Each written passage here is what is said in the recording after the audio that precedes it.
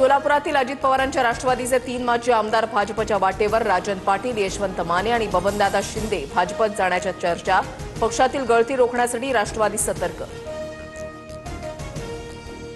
राष्ट्रवादीमधली गळती रोखण्यासाठी अजितदादांनी दत्तात्रय भरणेंना सोलापुरात पाठवलं. भरणेंकडून सोलापूर शहर आणि ग्रामीण विभागाची स्वतंत्र बैठक.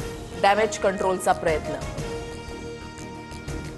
सोलापुरातले काँग्रेसचे माजी आमदार दिलीप माने भाजपच्या वाटेवर. मानेंच्या प्रवेशावर भाजपा आमदार सुभाष देशमुखांची नाराजी.